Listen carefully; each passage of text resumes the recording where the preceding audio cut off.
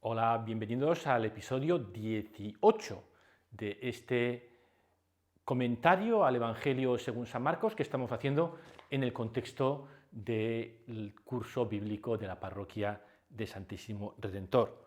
Hoy vamos a comentar el capítulo 10 de Marcos, versículos del 32 al final del capítulo.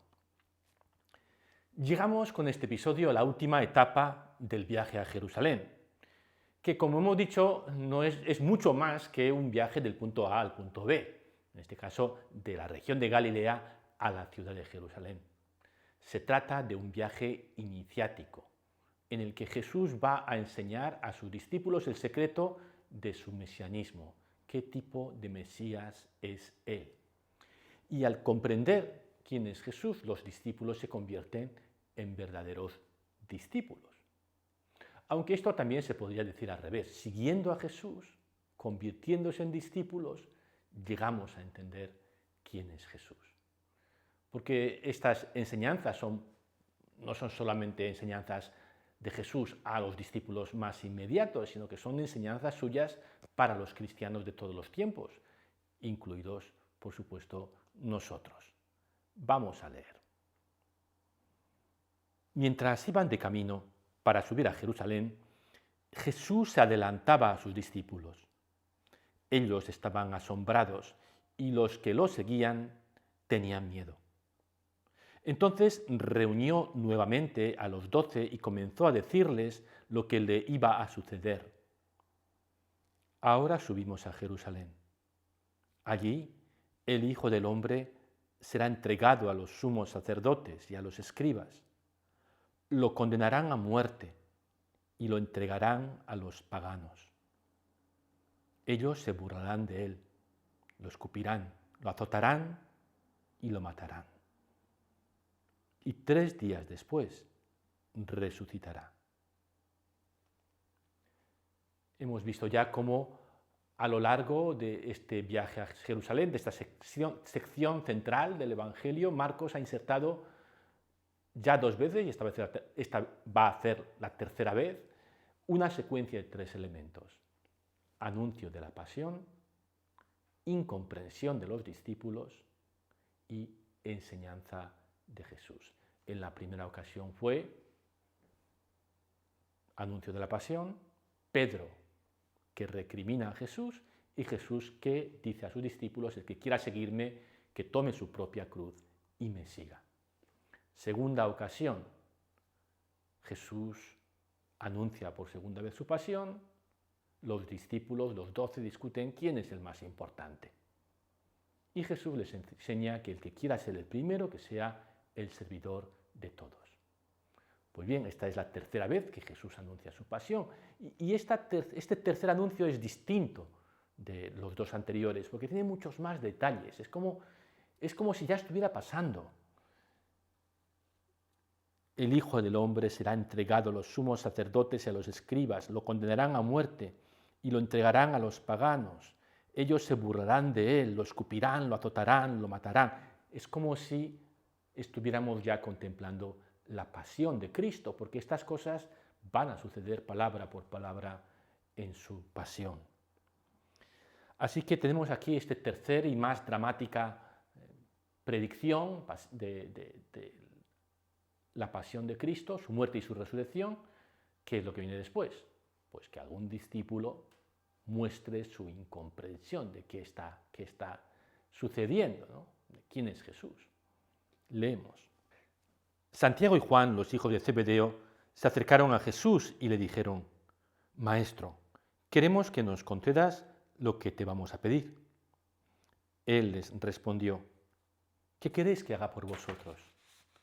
Ellos le dijeron: concédenos sentarnos uno a tu derecha y el otro a tu izquierda cuando estés en tu gloria. Jesús acaba de describirles el terrible destino que le aguarda y Santiago y Juan le piden ser los vicepresidentes primero y vicepresidentes segundo cuando tú tomes el poder y seas el presidente del gobierno. Es como para que Jesús se hubiera echado a llorar.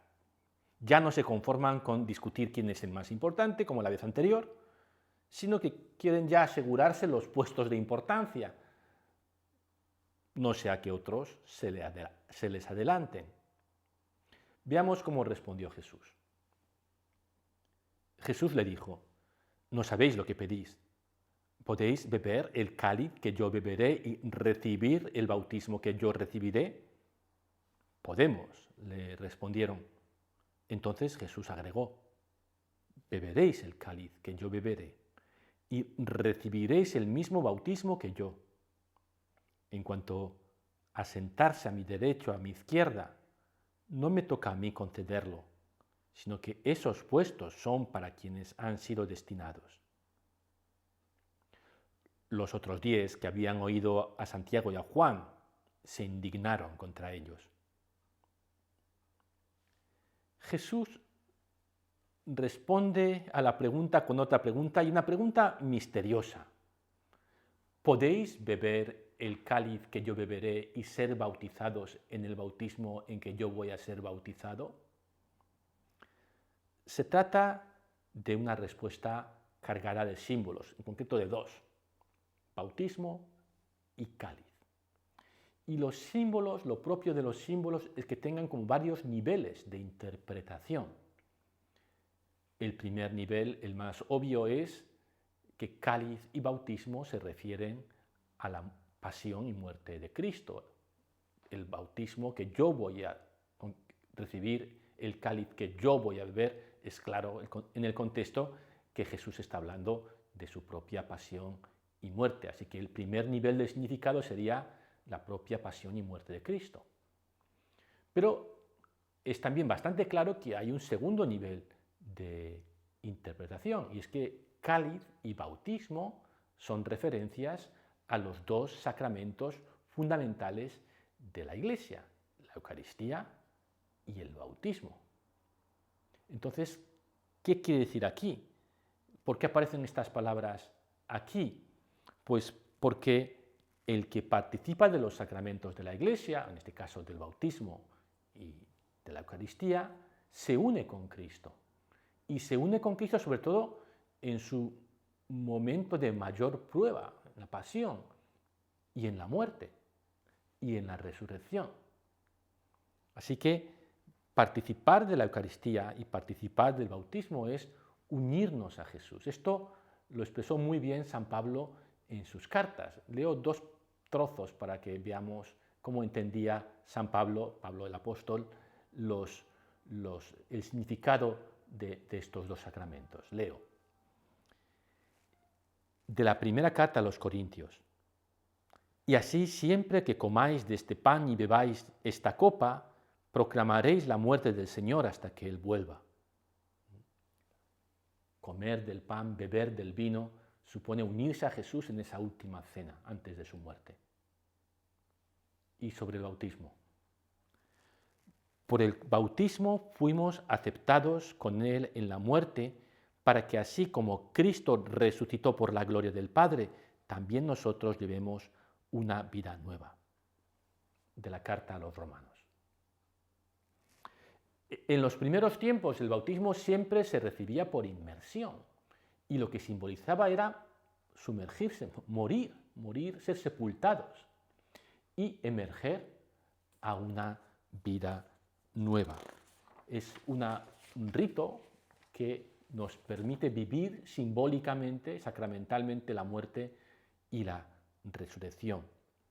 Al celebrar estos sacramentos nos unimos a Cristo, especialmente en su muerte, pero también a través de su muerte, a través de ese túnel que es la muerte, vemos la luz al otro lado de la resurrección. El que vive en profundidad los sacramentos es transformado por ellos. Pues bien, hay todavía un tercer nivel de significado. Según el libro de los Hechos de los Apóstoles, este Santiago que aparece aquí, el hijo de Zebedeo, murió mártir en el año 44, fue el primero de los 12 en morir mártir. Cuando Marcos escribió su evangelio, esto era ya un hecho del pasado, todo el mundo sabía que Santiago había muerto mártir. Por tanto, aquí hay una profecía de Jesús. Tú vas a morir mártir, tú vas a morir de la misma manera que yo. Pero más allá de esa profecía puntual para esta persona, el que se une con Cristo a través de los sacramentos, es decir, nosotros, nos transformamos en otros Cristos. Vamos siendo, esa es la función del sacramento, cambiándote en el tipo de persona que Jesús era. Y esto puede resultar en algunos casos, en los casos de persecución y martirio, que siguen dándose hoy, en morir igual que Jesús. No a todos nos va a tocar esa suerte, pero a todos nos toca ser configurados a imagen de Jesús en nuestra forma de afrontar la vida. Finalmente, Jesús dice que los puestos a su derecha e izquierda ya están reservados. ¿A qué puede estar refiriéndose? La verdad es que los comentaristas no se ponen de acuerdo. Mi opinión es que se refiere a los dos ladrones que están a su derecha y a su izquierda en la cruz. Sentarse a la derecha o a la izquierda de Jesús no va a ser algo para nada apetecible, es más, los discípulos van a huir de la escena. Así que Marcos estaría usando toda su ironía en esta frase que transmite de Jesús. Los puestos a mi derecha e izquierda ya están reservados, ¿no? Y no vais a querer, además, si no estuvieran reservados, sentaros en ellos. Para remachar la escena, Marcos nos comenta que los otros 10 se enfadaron con Santiago y Juan porque también ellos querían ser los primeros. Bien, hemos asistido a esta secuencia, anuncio de la pasión, incomprensión de los discípulos, que toca ahora, enseñanza de Jesús. Vamos a leerlo. Jesús los llamó y les dijo: sabéis que aquellos a quienes se considera gobernantes dominan a las naciones como si fuesen sus dueños, y los poderosos les hacen sentir su autoridad. Entre vosotros no debe ser así. Al contrario, el que quiera ser grande, que se haga servidor de todos, de vosotros, y el que quiera ser primero, que se haga servidor de todos. Porque el Hijo del Hombre no vino para ser servido, sino para servir y dar su vida en rescate por muchos. El problema de los discípulos es que entienden el poder a la manera que entienden el poder los poderosos, los que dominan las naciones, según ese esquema de yo estoy aquí arriba y tú estás ahí abajo. A eso el Papa Francisco lo llama mundanidad, ¿no? Entender el poder como lo entiende el mundo. Y es el vicio o la actitud que más critica en los responsables de la Iglesia. El poder de Jesús no es un poder de arriba abajo, es un poder de quien sirve. Esa escena que solo transmite el evangelista Juan, pero que está en el espíritu de todos los demás evangelios, es Jesús que se arrodilla para lavar los pies a sus discípulos. Él ha venido no a ser servido, sino a servir y a dar su vida. Bien, pues esta es la última enseñanza de Jesús en este camino a Jerusalén. La enseñanza que resume todo este curso acelerado de discipulado que ha sido esta peregrinación desde Galilea a la ciudad santa. Y que se podría resumir en esa frase: el que quiera ser el primero, que se haga el servidor de todos. Pasamos a comentar la última escena de esta sección, de este viaje a Jerusalén. Leo. Después llegaron a Jericó. Cuando Jesús salía de allí, acompañado de sus discípulos y de una gran multitud, el hijo de Timeo, Bartimeo, un mendigo ciego, estaba sentado junto al camino. Jesús y sus discípulos vienen del norte de Galilea a través del Valle de Jordán, como pueden ver en el mapa, y unos 100 kilómetros, y llegan a esta ciudad de Jericó. Jericó es una de las ciudades más antiguas del mundo. Esta imagen que están viendo es la famosa Torre de Jericó, que según los arqueólogos tiene 10.000 años, es del Neolítico, una de las construcciones humanas más antiguas que se conservan y que dan testimonio de un asentamiento, de un lugar sedentario, donde vivían los primeros cultivadores de la tierra. Bien, esta es una imagen actual. La ciudad se encuentra junto a un oasis, en una zona desértica. Bien, a nosotros lo que nos interesa es que aquí empieza en Jericó la última etapa de toda peregrinación de Galilea a Jerusalén. Entre Jericó y Jerusalén hay aproximadamente 30 kilómetros a través del desierto. No hay poblaciones intermedias y hay que hacerla del tirón. Y además es cuesta arriba, unos 1200 metros de desnivel. Es una jornada dura, la última de la peregrinación a Jerusalén. Podemos imaginar que Jesús madrugó con sus discípulos para iniciar esta etapa del camino y justo a la salida de la ciudad se encuentra con este ciego tirado, mendigo, pidiendo limosna. Y el ciego empieza a gritar: Jesús, hijo de David, ten piedad de mí. Vamos a leerlo. Al enterarse de que pasaba Jesús, el Nazareno, se puso a gritar: Jesús, hijo de David, ten piedad de mí. Muchos lo reprendían para que se callara, pero él gritaba más fuerte: Hijo de David, ten piedad de mí. Jesús se detuvo y dijo: llamadlo. Entonces llamaron al ciego y le dijeron: ánimo, levántate, él te llama. Y el ciego, arrojando su manto, se puso de pie de un salto y fue hacia él. Jesús le preguntó: ¿qué quieres que haga por ti? Él le respondió: Maestro, que pueda ver. Jesús le dijo: vete, tu fe te ha salvado. Enseguida comenzó a ver y lo siguió por el camino. ¿Os acordáis que justo antes de empezar esta sección del viaje a Jerusalén, al principio, Jesús curaba a un ciego? Y decíamos entonces en ese episodio que esa era una curación simbólica, era una curación que simbolizaba la necesidad que tenían los discípulos de curarse de su propia ceguera, ¿no? Y ahora sabemos mucho más acerca de la ceguera de los discípulos. Estaban cegados por su deseo de ser los más importantes, ¿no? Y al final del camino, Marcos nos cuenta la curación de otro ciego. Por cierto, solo hay dos ciegos en el Evangelio, el del principio y el del final del camino a Jerusalén. Dos ciegos en el Evangelio de Marcos. Y así que este ciego, ¿de qué es símbolo? Pues símbolo de quien nos ayudan a ver, del discípulo que es curado. Veamos esto comentando el pasaje de su curación. Según era costumbre en esta época, el ciego va vestido pues como se vestía en aquella época, se va vestido con una túnica, que es un tubo de tela, y encima un manto, una especie de capa, que le sirve de abrigo de día y de manta por la noche. Y esto es como vestían normalmente, y en este caso, poco como nos vestimos los sacerdotes católicos para la misa, ¿no? Tenemos el alba, que sería la túnica, y la casulla, que sería la capa. Pues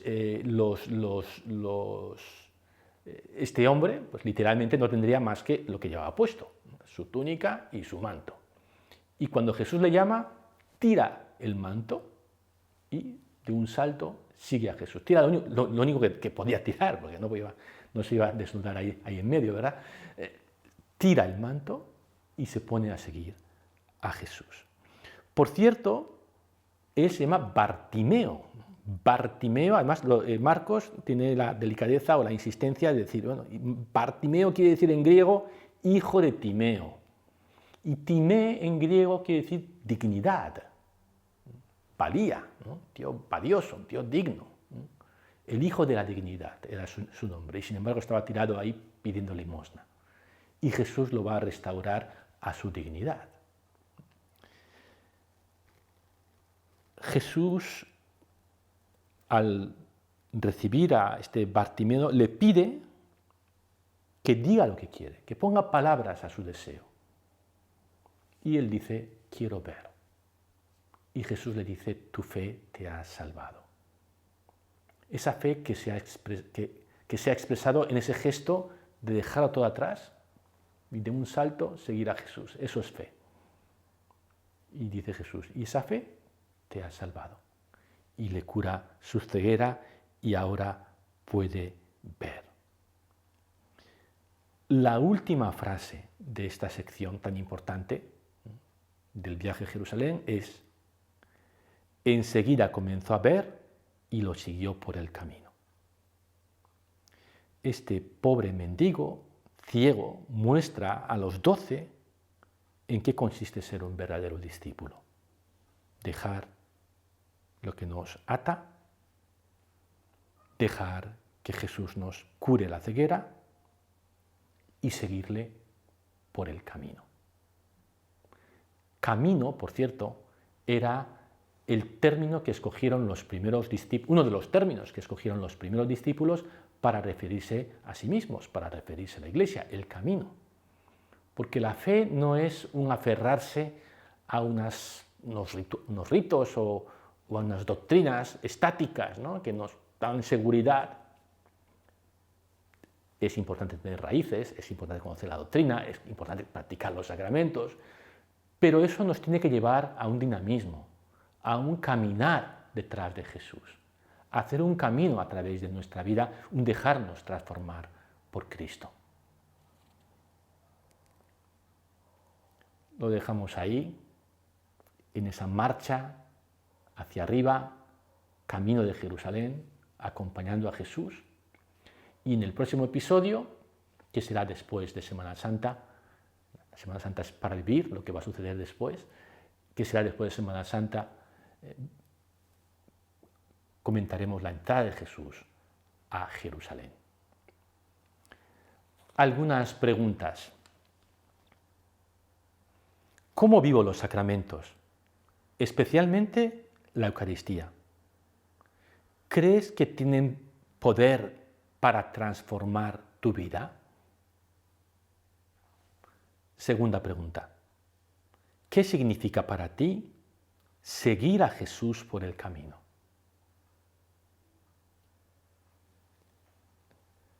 Nos despedimos, estaremos sin emitir durante 2 semanas, ni el Jueves Santo ni el jueves siguiente habrá nuevos episodios.